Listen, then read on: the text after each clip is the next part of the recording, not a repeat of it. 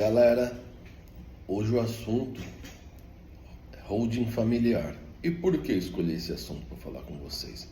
Porque eu estou vendo constantemente várias pessoas com holding familiar não ter o resultado que desejavam, pagando muitos tributos, aqueles aos quais os advogados disseram que não iriam pagar, inclusive com multa, com juros, com correção. Não tem a segurança que prometeram que teria, porque hoje a holding familiar é vendido como se fosse a sétima maravilha, e aí você tem que desconfiar quando tem esse tipo de coisa, porque o mercado ele é projetado para ter certas regras que deixam tanto o Estado quanto o cidadão de forma a ter um equilíbrio. Então, às vezes alguém vem com uma solução mirabolante, como em muitos casos, que aí a pessoa até acaba caindo em estelionato, ou prejuízo, ou fechamento de empresa, precisa desconfiar de algumas questões. E aí, hoje no mercado, são vendidos aí, a pessoa que tem 3, 4 imóveis aí, a pessoa quer fazer uma holding familiar, etc. Mas o que eu estou de início parece ser tudo muito legal. Porque o que o proprietário quer fazer inicialmente? Ele quer que os filhos não precisem fazer inventário depois de um óbito. A primeira questão dessa de inventário é que os custos ele permeiam quase, dá uma mera diminuída de um custo de inventário para uma holding familiar. Só que quem paga é você que está em vida. Se fosse depois de um determinado óbito, quem paga são os herdeiros. Se os herdeiros não puderem pagar 10 para receber 90, um exemplo, eu não sei. Quando chegam a perguntar para mim, me questionar e vir me consultar sobre essas coisas, eu falo para a pessoa pegar o dinheiro e viajar, para que os herdeiros se coçem para receber alguma coisa, que já estão recebendo algo que não produziram. E ainda os pais, né, normalmente, não querem que o filho tenha o trabalho de gastar numa proporção de 100%, 10% para receber 90%. Vou receber 90%, mas não posso investir 10% para receber 90%. Vou investir 10% para receber 9 vezes mais, um exemplo, né? E aí me parece um protecionismo. Fala para a pessoa viajar, pega esse dinheiro e vai viajar, não fica se preocupando com isso. Agora, com relação a, muitas vezes tem pessoas que têm muitos imóveis de locação, por exemplo, se ela tem uma empresa, uma outra empresa, me parece que faz até sentido a integralização. Agora, criar uma empresa exclusivamente, a maioria das fazendas dá uns 3 anos aí, depois dos 3 anos tributa da mesma forma. Então, e tributa da mesma forma com lançamento retroativo, com multa e correção em alguns casos, o que está levando a prejuízo imenso. Você montar uma empresa de venda ou locação de imóveis exclusivamente, não só para administração patrimonial, ou seja, é de venda e locação. Atividade é essa. Como que vai o fisco ele dá como podemos dizer, ele dá um bônus, vamos dizer assim. A legislação não é nem o fisco, né? A legislação foi desenhada para você colocar como capital social um patrimônio daquela empresa que gera emprego, que gera tributos, que gera a todos os integrantes dela, gera fatores positivos. Ele não vai gerar um fator positivo para você que só faz aquilo, tanto que é excluído da questão de tributos quem só faz locação e venda de imóveis. E a maioria das pessoas é de locação e venda de imóvel. Só que ela não tem uma outra empresa para agregar essa atividade. Ela cria uma exclusiva. Quando você cria uma exclusiva, esse benefício se esvai, porque a legislação aponta, ela exclui desse rol de benefícios a empresa que é só de locação e venda. Então vejo hoje várias pessoas xingando ou contadores ou advogados que a instruíram a fazer uma holding familiar e cobraram honorários legais para montar essa estratégia, e depois entendendo que foram ludibriados.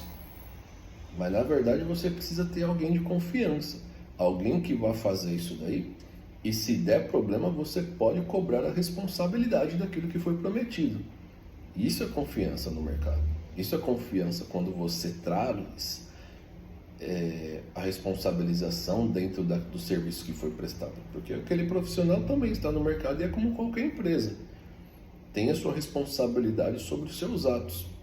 Então, o que você precisa fazer?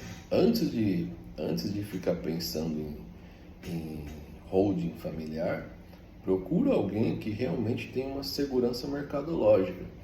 Procure alguém que vá te dar segurança, se atenha aos custos disso e verifique a longo prazo e a médio prazo se isso faz sentido. Porque muitas vezes eu vejo presenciei alguns casos aqui que as pessoas conseguiram fazer as suas holdings, até então conseguiram fazer a diminuição da carga tributária sobre o faturamento, só que depois em um contraponto, achando que ia conseguir a isenção do tributo de transferência dos imóveis, e não conseguiram. 3 anos depois veio os tributos, e não foi um caso só não, foram vários. Então o que a gente está vendo, essa venda, né? Normalmente no Instagram, Facebook, no Google começa a colocar a holding familiar. Você não vai precisar fazer inventário, porque o inventário é muito caro. Só que para você fazer a holding, permeia ali praticamente os mesmos custos. Só que quem paga é você. E aí você está facilitando para os seus herdeiros. Não é que não tem que facilitar para os herdeiros, é que a pessoa tem que ser merecedora também, né? Se eu não puder investir, se eu não investir 10 para receber 90, sei lá, a gente tem que repensar o que a gente está criando e deixando para o planeta. Então, é um posicionamento um pouco contrário a alguns tipos de holding, tá? Alguns dão super certo, principalmente para aqueles que já têm uma empresa que não é de venda e locação. Ele tem imóveis, mas ele tem uma outra atividade. Esse aí, normalmente, dá muito certo a operação, sem riscos. Então, quando se pega um profissional para fazer esse trabalho, precisa ter ciência que esse profissional vai estar com você até o final e ter a responsabilidade antes, durante e depois das transações para conseguir ter a responsabilização. Um caso que eu não acompanhei, mas foi midiático aqui, alguns sócios pagaram 27 milhões, fato notório porque está na rede, de tributos, porque fizeram uma holding e acharam que estava dando chapéu em todo mundo. Uma coisa certa, o fisco não dorme, entendeu? Então nós precisamos entender que não tem mágica. Vou fazer um negócio que vou estourar no norte. Desconfiem disso. Tem que ter pessoas realmente habilitadas que entendam do processo antes do início, no início, durante e depois, para que você possa cobrar. Porque depois você pega qualquer um, o que acontece? Um caso que eu vi, peguei um cara da internet, depois que terminou, recebeu, entregou, acabou. Mas 3 anos depois veio a cacetada. A hora que foi procurar o cara, não tinha mais, o cara nem jogava mais. E aí você caiu no conto do vigário. Beleza, gente? Isso é uns insights sobre holding familiares, porque assunto que vem sendo constantemente tratado aqui dentro, e muitas pessoas que vieram querer fazer holding conosco, a gente deu um parecer negativo a curto prazo, porque a maioria delas queriam não só a redução de tributos na carga de imposto de renda, a maioria delas queriam isentar, o principal foco era isentar o inventário. O inventário vai ter que ter, só que sobre as cotas empresariais. O inventário fica mais barato? Fica mais barato, só que você vai gastar um dinheiro mais ou menos agora.